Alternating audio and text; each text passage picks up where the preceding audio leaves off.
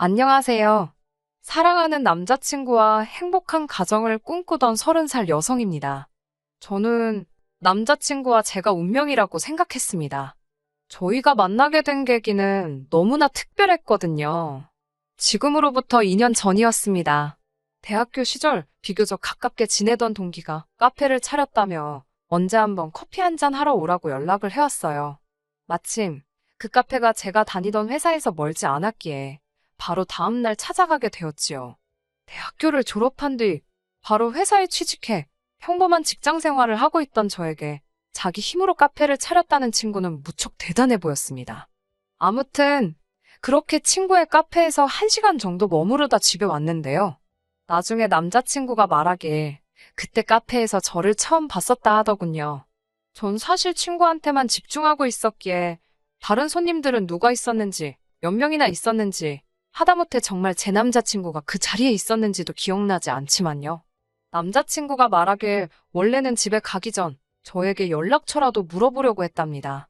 그런데 자기가 잠시 화장실에 가느라 자리를 비운 사이 제가 떠나고 없었다네요.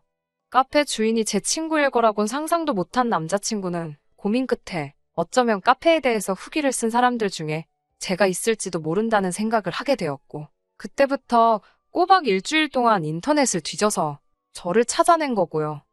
이후로 남자친구는 저에게 적극적으로 구애를 해왔습니다. 저도 그런 남자친구가 싫지 않았고, 그래서인지 저희의 관계는 급속도로 발전해 나갔지요. 그러다 사귄 지 1년쯤 됐을 무렵부터는 결혼에 대해서 진지하게 대화를 나누기 시작했습니다. 자연스럽게 양쪽 어른들께 인사도 드렸고요. 비록 상견례는 하지 않은 상황이었지만 남자친구 부모님도 저를 좋아하셨고 저희 부모님도 남자친구에 대해 호감을 가지고 계셨기에 상견례 자체는 솔직히 걱정을 하지 않았어요. 저도 남자친구도 이 결혼은 당연하다는 자신감이 있었달까요? 그래서 결혼한다는 전제하에 하나씩 하나씩 준비를 해나가기 시작했지요. 하지만 장밋빛 미래를 꿈꾸며 행복을 그려나가던 결혼 준비도 잠시뿐이었고 저는 결국 파혼을 선택할 수밖에 없었습니다. 일단 제가 파혼하게 된 이유를 말씀드리기 위해서는 속물 같지만 정확히 저와 남자친구가 어떤 상황에 있었는지 조건은 어땠는지와 같은 것들을 이야기해야겠네요. 성격이나 외모야 정답이랄 게 없고 객관적이지도 못하니 말하지 않겠습니다. 소위 자식들 시집장가 보낼 때 부모님들께서 중요시하는 조건들만 놓고 이야기해 볼게요. 일단 저나 남자친구 둘 다 비슷한 수준의 대학을 졸업했습니다. 졸업 직후 저는 바로 외국계 광고회사에 취업을 했고요. 반면에 남자친구는 2년간의 수험생활 끝에 7급 공무원이 되었다고 들었습니다. 이렇게 표현하면 좀 그렇지만 남자친구의 직장은 소위 철밥통이지요. 남자친구 표현을 빌리자면 진짜 큰 사고를 치지 않는 한 먹고 사는 걱정은 안 해도 된다며. 그래서인지 항상 자기 직업에 대해 자신만만했고 자부심이 넘쳤습니다. 월급이 적은 것에 대한 불만은 전혀 없는 사람이었고요. 자기 말로는 얻는 게 있으면 잃는 것도 있는 게 당연하다나요? 남자친구에 비하면 제 직장은 안정적이진 않습니다. 정확히 말씀드리자면 직장이 아니라 업계라고 해야겠네요. 이 업계가 워낙에 유행에 민감하고 또 업무량이 많다 보니까 자의반 타의반으로 떨어져 나가는 사람들이 많거든요. 하지만 일단 능력을 인정받으면 돈은 저절로 따라오는 곳이기도 해요. 운이 좋으면 유명세도 얻을 수 있고요. 아무튼 저는 업계 내에서도 제법 큰 회사에 다니고 있었고 그렇다 보니 동종업계 내에서도 연봉이 높은 편이었어요. 그렇다 보니 제 벌이가 남자친구의 2배쯤은 되더라고요. 하지만 이것도 남자친구는 저더러 주식으로 치면 단타에 불과하다며 농담처럼 깎아내리기 일쑤였어요. 정말이지 왜 그때는 그렇게 형편없는 사람인 걸 눈치채지 못했을까요? 말이 나와서 말이지만 성격도 개떡 같았어요. 앞서 남자친구와 제 성격이 다르다고 말씀드렸잖아요. 헤어진 마당에 제가 남자친구 성격을 굳이 포장할 필요는 없을 것 같고, 솔직히 남자친구는 별거 아닌 사소한 일에 대해 걱정을 크게 하는 성격이었습니다. 스트레스 받는 것에 정말 민감했고요. 공무원 시험을 준비하게 된 것도 그래서라고 했습니다. 비록 수험 생활 기간 동안에는 머리를 다 쥐어뜯고 싶을 만큼 괴로웠지만 앞으로 자기는 먹고 사는 걱정, 뭐 걱정은 안 해도 된다며 정말이지? 걱정이 하나도 없다고 너무 만족스럽다 했습니다. 지금이라면 질색팔색을 했을 남자친구의 성격이지만 그때는 정말 사랑에 콩깍지가 씌어도 단단히 씌었었나 봅니다. 남자친구의 저런 패기도 없고 도전하고 부딪히는 거 상상도 못하고 뭐든지 이 정도면 됐지 하고 넘어가는 그 안일한 성격을 멍청하게도 소탈하다고 생각했다니까요. 하지만 감사하게도 어머님 덕분에 그런 사랑의 콩깍지를 하루아침에 벗어던질 수 있었습니다. 남자친구의 생일을 앞둔 어느 날이었습니다. 남자친구가 다가오는 자기 생일날 어머님 아버님을 모시고 식사라도 하면 어떻겠냐고 묻더라고요. 사실 분위기 좋은 곳에서 로맨틱한 시간을 보내고 싶었던 터라 남자친구의 제안에 약간 김이 새더라고요. 하지만 생일의 주인공인 남자친구가 원한다니 따라주자 싶었습니다. 어려운 일도 아니었으니까요. 비록 남자친구의 생일이긴 했지만 어머님 아버님의 입맛을 고려해 한정식 집으로 장소를 골랐습니다. 다행스럽게도 음식도 맛있었고 전반적으로 분위기가 좋았어요. 어머님께서 남자친구 자랑을 늘어놓기 전까지는 말이지요. 식사 후 이동한 찻집에서 어머님이 본격적으로 아들, 그러니까 남자친구에 관한 이야기를 시작하셨습니다. 당신 아들이 태어나서부터 인물 좋다는 소리를 어찌나 들었는지, 학창 시절에는 얼마나 순했는지, 이제는 7급 공무원까지 되지 않았냐며 저더러 너는 참 복도 많답니다. 그러면서 7급 공무원은 정년이 보장되는 직업이라 노후 걱정도 없다는 방향으로 이야기를 끌고 나가셨습니다. 아니, 정년 보장이 안 되는 공무원도 있나요? 그놈의 7급 공무원 소리를 그 자리에서 거짓말 좀 보태서 한 50번은 들은 것 같습니다. 저도 처음에는 어머님의 아들이기도 했지만 제가 사랑하는 남자친구이기도 했기에 적당히 호응하며 분위기에 맞춰 듣기 좋은 대답을 해드리고 있었어요. 하지만 아들 자랑만 적당히 하셨으면 좋았을 텐데 조금씩 저하고 비교를 하시면서 저를 깎아내리시니까 저도 짜증이 스멀스멀 올라오더라고요. 저더러 너는 팔자도 좋다며 그깟 회사 잘려도 그만, 때려쳐도 그만이지 않냐입니다.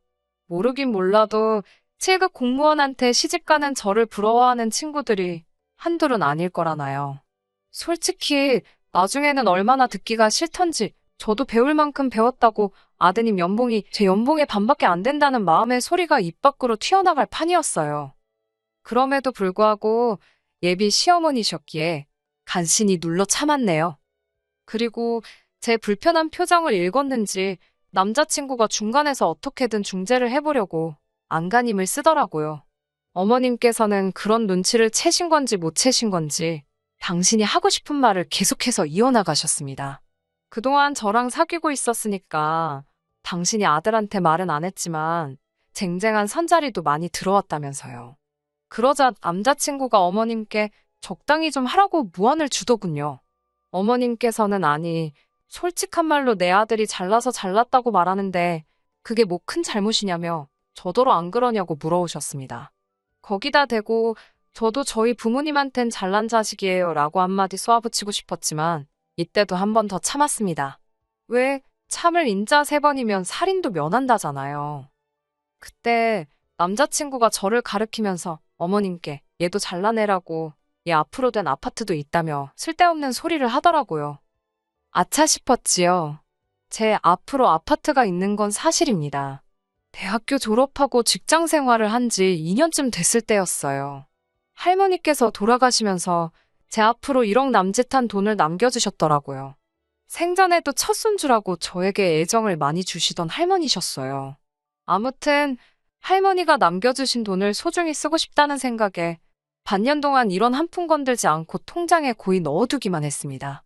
그러다 어머니께서 그러지 말고 재테크를 해보라며 조언을 해주셨고 고민 끝에 아파트를 사는 쪽으로 결정을 내렸네요. 당연히 1억으로 살 수 있는 아파트는 없었기에 대출을 받아야만 했습니다. 아무리 아파트를 사기 위한 대출이었지만 젊은 나이에 대출을 받는다는 게 심리적으로 조금 부담스럽고 겁이 나더라고요. 저는 그렇게 나이 27에 비록 18평의 작은 규모였지만 제 이름으로 된 아파트를 갖게 되었지요. 게다가 제가 산 아파트가 재개발 구역에 포함이 될 거라는 소문까지 돌면서 지금은 가격이 크게 오른 상황입니다. 여전히 제가 갚아야 하는 대출이 1억 정도 있지만 처음 제가 투자한 돈과 현재 시세를 고려한다면 절대로 손해는 아니지요. 물론 남자친구는 단순히 제가 아파트 한 채를 가지고 있다 정도로만 알고 있지 이런 세세한 내용은 모릅니다. 숨겨진 내용과 상관없이 어쨌든 이게 재산하고 관련된 이야기다 보니 아무리 사랑하는 남자친구라 할지라도 시시콜콜 내용을 알리기가 조금은 껄끄럽더라고요. 실제로 제 지인 중 한 명이 이런 이야기를 듣더니 지금 돈 자랑하는 거냐 기분 나쁜 티를 엄청나게 냈거든요. 그 지인은 저보다 더 큰 집을 가지고 있었는데 말이지요. 그래서 이후로는 남자친구건 누구건 간에 아파트에 관해서는 최대한 말을 아끼는 편입니다. 아무튼 제가 아파트가 있다는 이야기를 들으신 어머님께서는 깜짝 놀라신 눈치였습니다.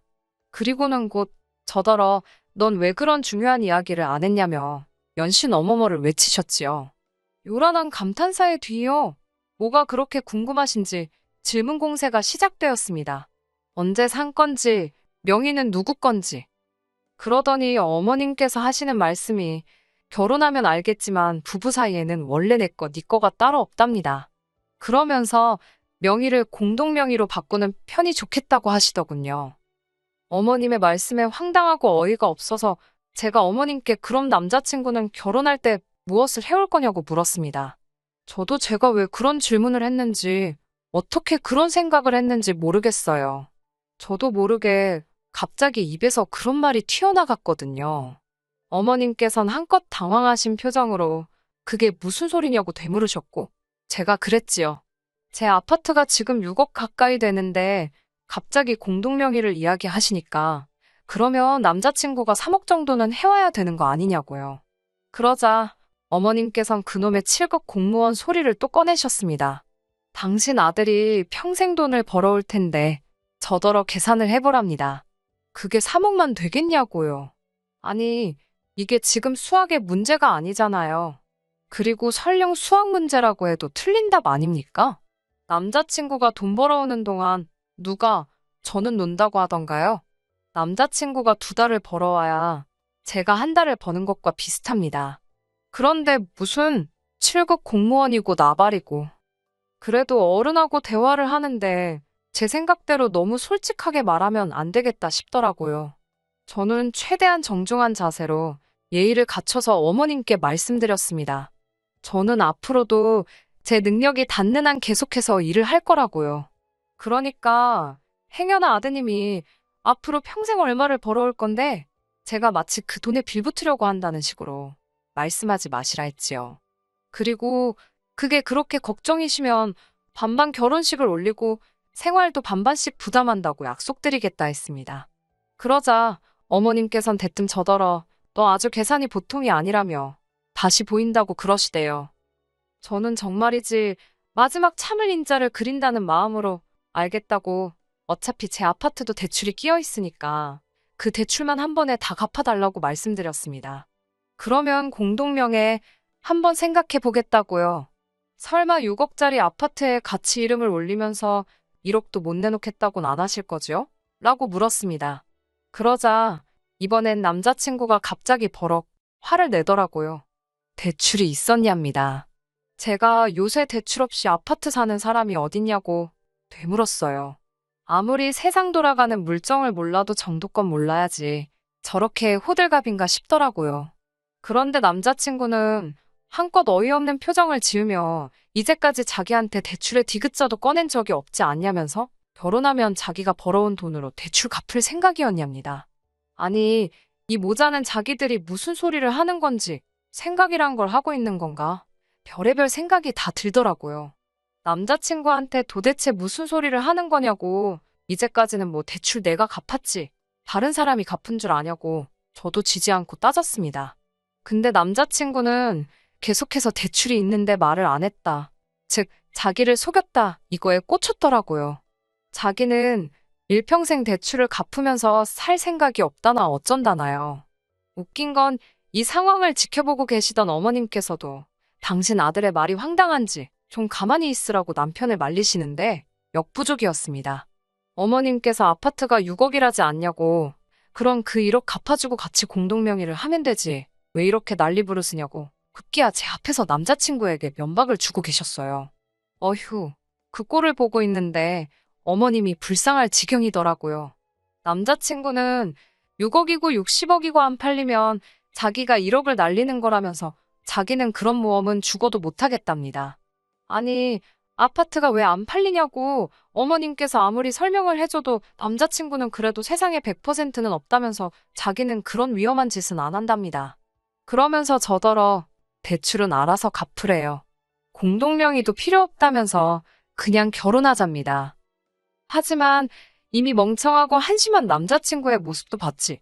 7급 공무원 자부심에 눈이 멀어버린 어머님도 겪어버렸지. 결혼할 마음이 싹 사라진 상태였지요. 저는 이 결혼 그냥 없었던 일로 하자고 했습니다. 남자친구는 영문을 모르겠다는 표정으로 자기를 속인 것도 이해해주고 넘어가 준다는데 왜 제가 결혼을 못한다는 거냐며 어이가 없어 했어요. 어머님께서는 머리가 아프시다며 저희더러 마음대로 하라고 그러시곤 방을 나가버리셨고요. 어머님께서도 당신 아들이 저런 멍청인지는 모르셨던 건지 저는 남자친구에게 조곤조곤 왜 제가 파혼을 결심했는지 설명해 주었습니다. 하지만 알아들은 건지 어쩐 건지 결국 남자친구는 화가 많이 나서 씩씩거리며 먼저 찻집을 나가버렸어요. 그날 이후로 한 일주일 동안 남자친구는 계속해서 문자를 보내왔습니다. 기껏 한다는 소리가 저더러 일단 아파트를 팔아보래요. 아파트가 정말 팔려서 6억을 받을 수 있는지 자기 눈으로 확인만 한번 하게 해달랍니다. 그러면 자기가 1억이고 2억이고 부모님께 받아오겠다고요. 그리고 제 아파트 판돈이랑 자기가 가져오는 돈이랑 합쳐서 다른 아파트를 사자는데 이게 무슨 멍청한 소리인지 진짜 저 머리로 어떻게 공무원 시험은 합격을 했나 싶더라니까요. 결국 살면서 단 한 번도 해본 적 없는 온갖 무지막지한 욕을 남자친구에게 퍼붓고 나서야 이 지긋지긋한 관계의 종지부를 찍을 수 있었네요. 솔직히 파혼을 해서 속상한 것보다 이런 인간인 줄도 모르고 1년이란 시간을 낭비한 게 지금도 너무 속상합니다. 그래도 결혼 안 하고 큰 인생 공부했다 생각하려고 노력 중이에요. 진짜 별의별 사람이 다 있다 싶네요. 지금도 그 멍청이 어디 가서 7급 공무원이네 어쩌네 하고 어깨 펴고 거들먹거리며 다니고 있겠죠? 어휴, 다들 조심하세요. 보이는 게 전부가 아니랍니다. 끝까지 들어주셔서 감사합니다. 오늘의 사연은 여기까지입니다. 구독과 좋아요, 알람 설정 부탁드리고 더 좋은 사연으로 다시 찾아뵙겠습니다. 감사합니다.